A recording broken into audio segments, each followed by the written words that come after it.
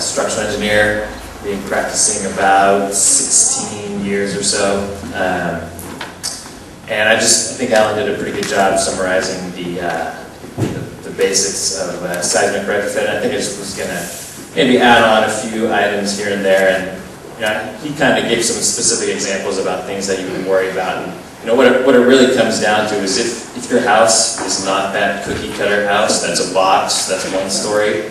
If you start having a house on a steep hillside, or you have a house with a big garage in the front, or the big windows, these are all issues where you really shouldn't just go out and hire a contractor to come and start nailing up plywood.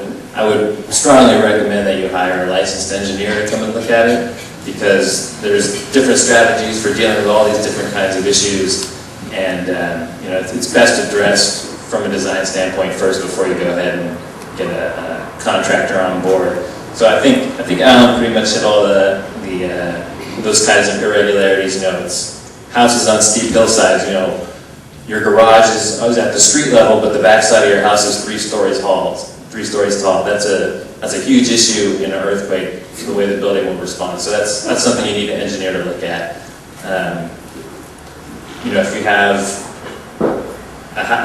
rooms over a garage, one of the strategies to fix that is you have to have a steel loam frame put in it or something similar to that. But there's multiple strategies there. The split level home, like Alan said, that's another one of these irregularities where you have 2 different floor levels. They're trying to pull on each other and they want to tear themselves apart. It's a good idea to have someone figure out how to tie that together.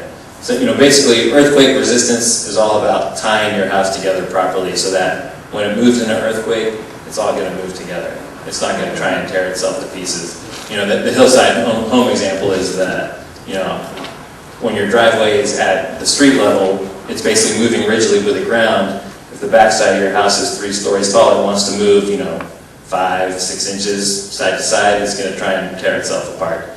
So, what are some of the other items I had here on irregularities? I didn't talk about brick, but Alan mentioned it already, but URMs, unreinforced masonry, unreinforced brick, that's like the #1. Please be careful, that really needs to be addressed properly, either by taking it out completely if you have a chimney, or if you have, if you do happen to have brick walls in your house, that really needs to be designed by an engineer to be tied in properly. The earthquake in Christchurch that have video footage of buildings that actually had been retrofitted with brick walls still falling out. So brick is just a bit scary. I highly recommend, if anyone has a URM, that they get that addressed by an engineer. What else was I going to add? Yeah, one of the other items is they call it pier and post foundations. It's basically if you don't have cripple walls and you don't have a concrete wall running around the foundation, you just have posts every so often with nothing tying that in. That's just a huge soft story where the whole thing is just going to move sideways and fall over. So that's kind of another issue where you probably want to have an engineer come and look at that and figure out a good way to strengthen up that system. And then there's 2 other issues I just wanted to mention. This is more on the single family home side. One is if you do live in the hills, earthquake-induced landslides are a real hazard that you should think about. They have, USGS has maps online that show kind of earthquake-induced landslide hazards. So that's something to consider. There's not a huge amount you can do to strengthen your house against that, short of reinforcing the entire hill with huge concrete drilled piers, which can be very expensive. But it's definitely something to be aware of. And the other issue that Alan kind of mentioned is the Alpes Priola zones. That's basically, the law technically says you're not supposed to even build a house within an actively known rupturing fault zone, but that law wasn't passed until the 70s, and all of Arlington is almost exactly on the Hayward Fault, and all those houses are practically sitting on the Hayward Fault. So that's something to be considered, to consider if you're in one of these known actively moving fault zones, Hayward Fault right up here. You can find maps online if you're interested in knowing what your proximity is to the Hayward Fault. So that's something to think about. Like I said, not much you can do about that. Maybe move somewhere else. I will say that there's a dorm at UC Berkeley up on the corner of Hearst and Galen, the foothill dorm, that's actually on top of the Hayward Fault. And they actually designed that as a giant concrete mat foundation, hoping that it would just kind of slide on top of the rupturing fault. Hopefully that will work as intended. That's kind of how they did the Memorial Stadium retrofit. They have like these sliding blocks where the fault goes through the stadium. Anyways, so I think that's kind of what I wanted to add on the single-family residences. I don't know how many people here live in multi-family residences.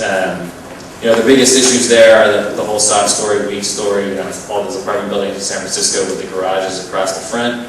You know, this happened in Northridge where a lot of the tuck-under parking caused buildings to partially collapse. That's one of the biggest hazards. And I'm fairly certain that there's been a walk around Berkeley by engineers and other people trying to document all these soft story buildings. Fix the wall. Yeah. Fix the wall now. Yeah. There you go. I know San Francisco passed the law, so people are working on that a lot.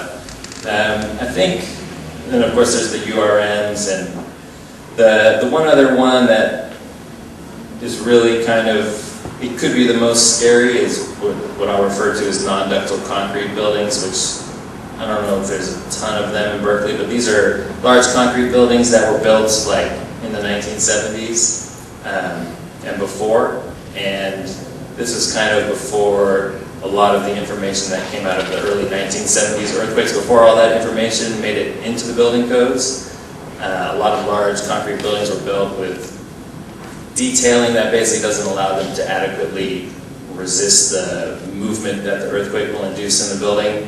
And so non-ductile concrete buildings are somewhat scary because there's quite a bit of them in San Francisco, and they pose a serious collapse risk because they basically can't withstand the movements that's going to be anticipated and in an earthquake.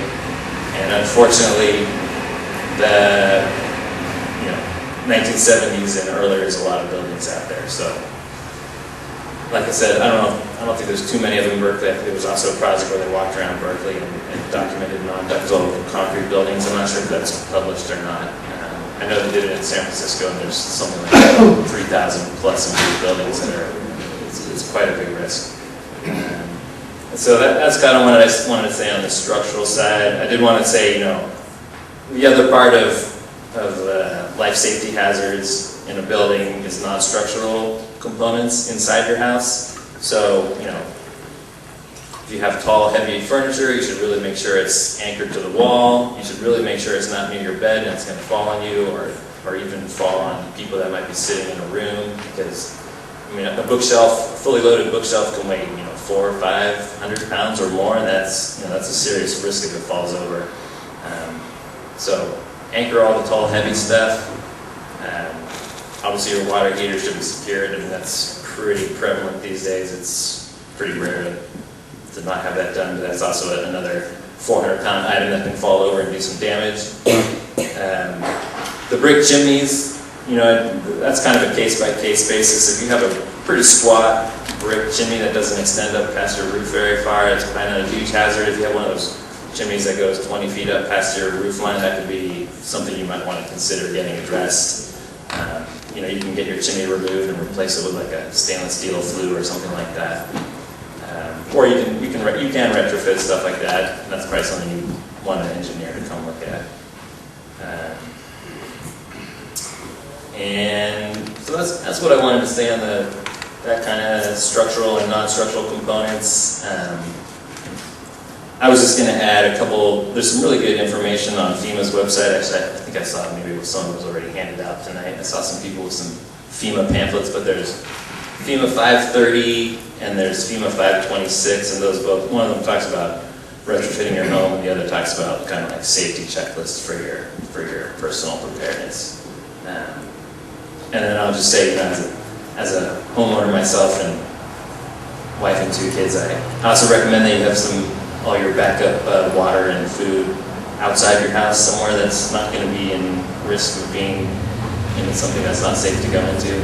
So I know this is supposed to be a structural focus, so I won't talk too much about that. So I think that's all I had.